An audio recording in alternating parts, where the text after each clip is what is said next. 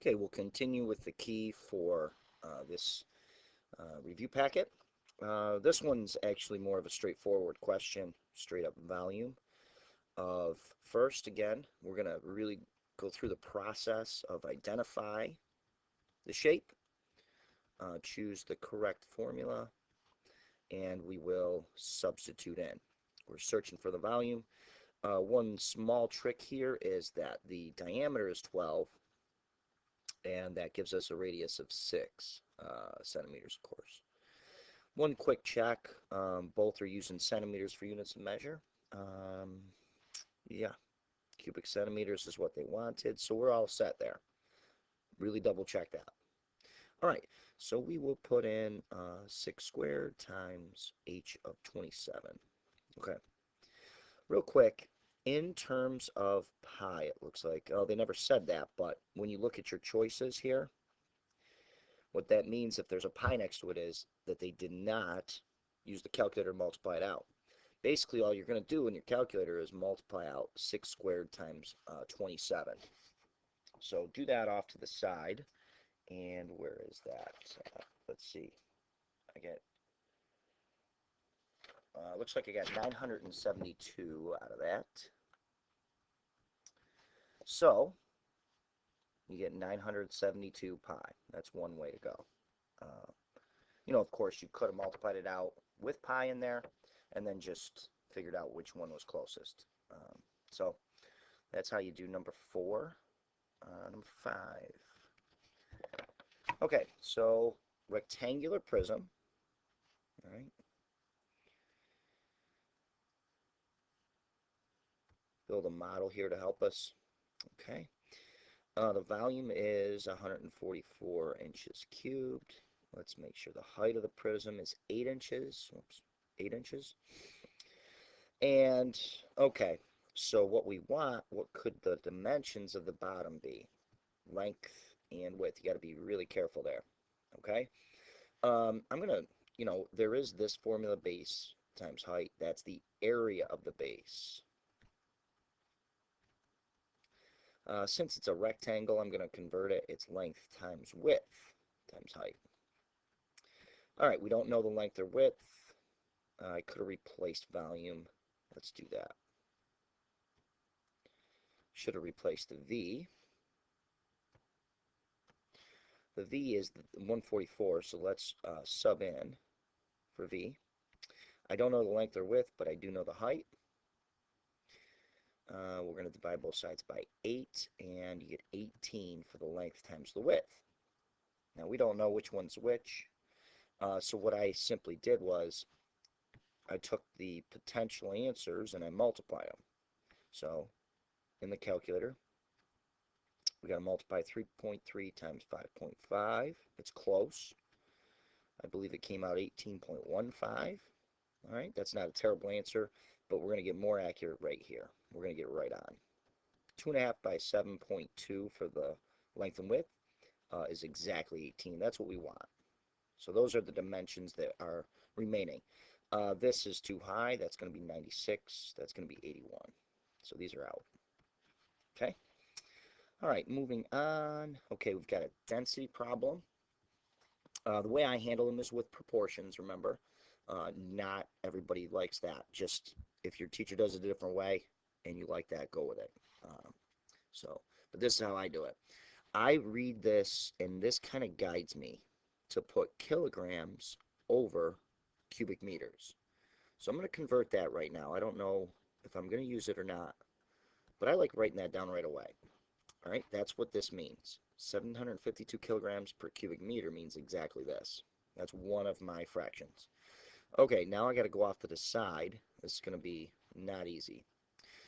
Oak tree. Okay, a tree, the closest shape that we have to a tree trunk is, we're going to make a cylinder.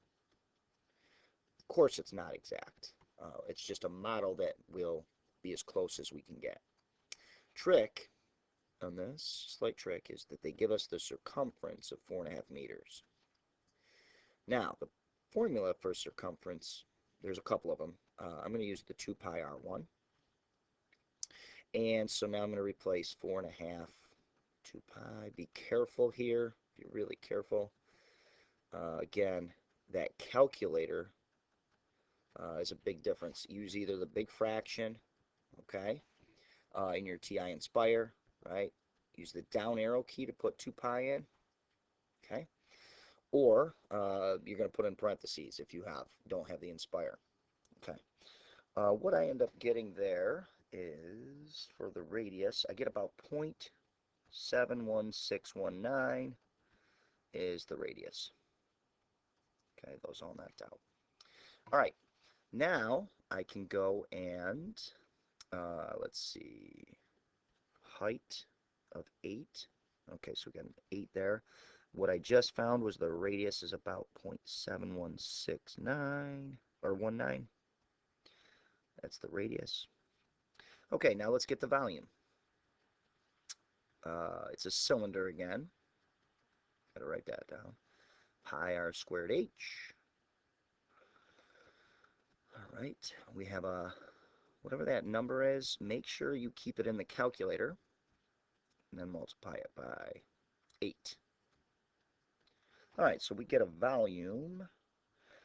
Seems strange, but we get about 12.89155, all that, cubic meters for our volume. Now, this is very typical of the Regents. Look at the choices right now, and they're hoping, not hoping, but they're putting a great distractor in there. Okay, they actually want you to see that that's a distractor, but there's the perfect distractor right there. Your calculator said 12.89, you see 13 as an answer. Easy to pick it, but that's not what we want. Okay, that's the volume, that's not the kilograms. Okay, very tricky. So let's go back up here. We're going to use this now. 752 kilograms every 1 cubic meter. We don't know how many kilograms, but we have 12.891 cubic meters. This is how I set it up. I have everything corresponding, okay, in this proportion. So now we're going to cross multiply. Okay, so let's ignore the units of measure for a minute, and it's going to be it's going to tell us to multiply basically those numbers. So now we get it looks like 9694. Is there one close to that? Choice 2 looks good. Okay. All right, couple more. All right, let's get some space here.